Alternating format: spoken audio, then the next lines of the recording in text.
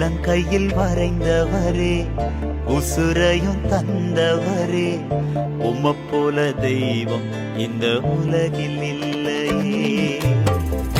உள்ளங்கையில் வரைந்தவரே, உசுரையும் தந்தவரே, உம்மை போல தெய்வம் இந்த உலகில் இல்லையே.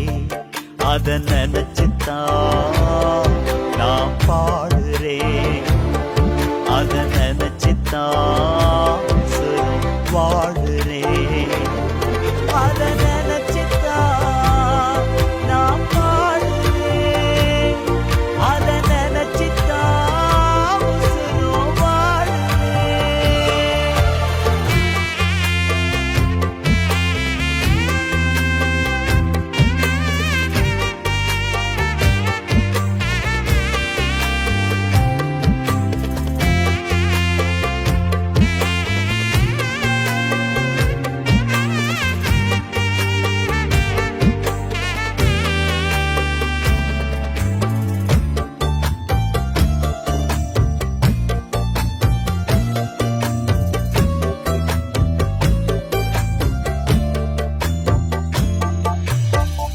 முகத்தையும் பார்க்கலையே, முகவரி பார்க்கலையே, முகத்தையும் பார்க்கலையே, முகவரி பார்க்கலையே.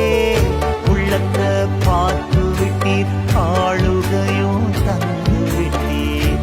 உள்ளத்தை பார்த்து விட்டீர், ஆளுகையும் தந்து விட்டீர். நினைச்சுத்தான் நான் பாடுறேன், அத நினைச்சுத்தான் உசுரும் பாடுறேன், அத நினைச்சுத்தான் நான் பாடுறேன், அத நினைச்சுத்தான் உசுரும் பாடுறேன்.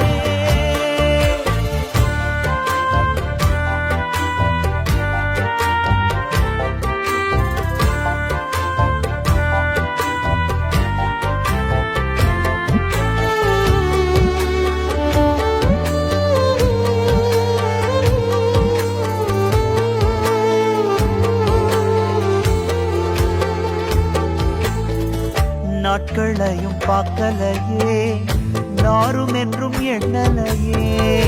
நாட்களையும் பார்க்கலையே, நாரும் என்றும் எண்ணலையே. மகன் தூய ஆவியின் திரியேக ஆசீர்வாதம் நம் அனைவரையும் வழிநடத்தி காப்பதாக. ஆமேன்.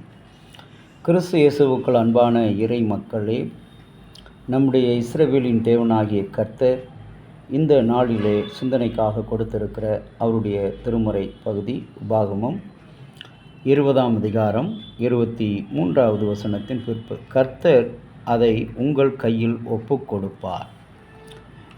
இஸ்ரவேலரை அவர் ஒரு ஊருக்கு விரோதமாக நீ போர் தொடுக்கும்போது நீ சமாதானம் என்று சொல்லி அன்பு செலுத்த சொன்ன ஆண்டவர், பிறகு அவர்கள் உன்னை அதை மீறியும் போர் தொடுக்கும் பொழுது அவர்களை உன் கையில் ஒப்பு கொடுப்பேன் என்கின்றார்.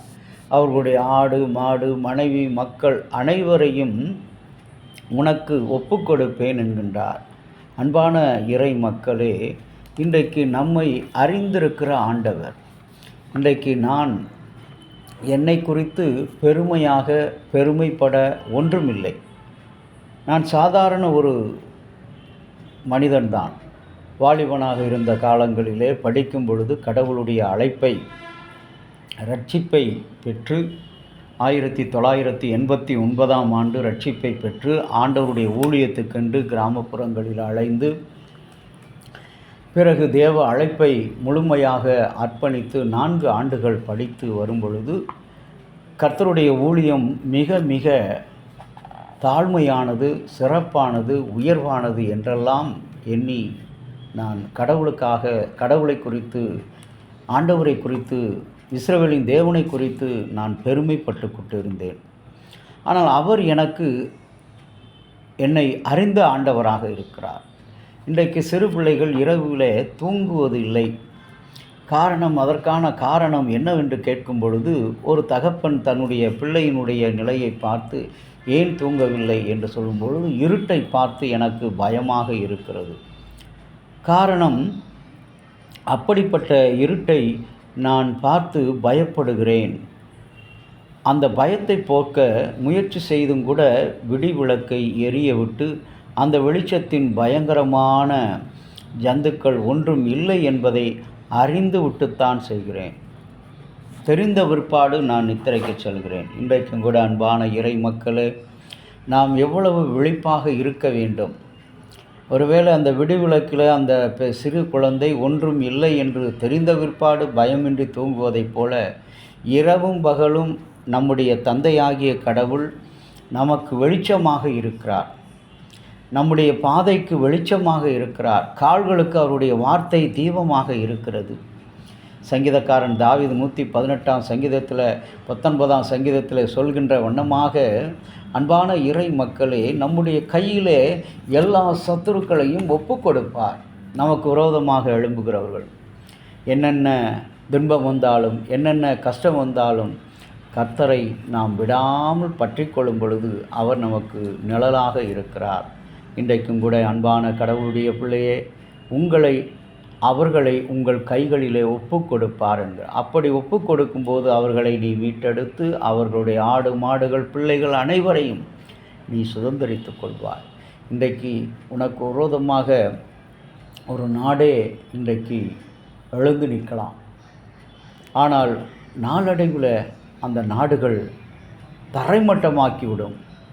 இன்றைக்கு எருசலேம் அழிவை குறித்து நான் லூக்கா 19 அதிகாரம் 41 48 வசனங்களில் பார்க்கும் பொழுது, எருசலேமுடைய அழிவு அது கர்த்தரை விட்டு தூரமாய் போனதுனால, கடவுளுடைய அன்பை இழந்து போனதுனால, துன்மார்க்கமான ஜீவியம் நடத்தினதுனால ஆண்டவர் அந்த எல்லாவித சம்பத்துக்களையும் புற இனத்தார் கரங்களில் அழிக்கும்படி ஒப்பு கொடுத்திருக்கிறார். இன்றைக்கும் கூட அந்த அழிவை நினைவுகூறுகிற மக்களாக நீங்களும் நான் நம்முடைய பழைய வாழ்க்கைக்காக, ஆண்டவரே, நீர் என்னை எவ்வளவு உயரத்தில் வைத்தீர், எவ்வளவு ஸ்தானாதிபதியாக வைத்தீர், தலைவராக வைத்தீர், என்னை ஒரு பெரிய திருச்சபை தலைவனாக வைத்தீர், ஒரு போதகனாக வைத்தீர், ஒரு மூப்பனாக வைத்தீர்.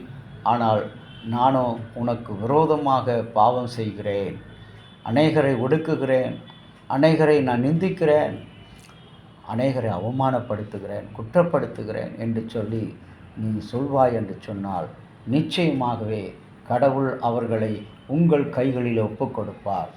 யாரெல்லாம் இன்றைக்கு உங்களுக்கு விரோதமாக எழுந்தார்களோ அவர்களை கடவுள் நிச்சயமாக உங்கள்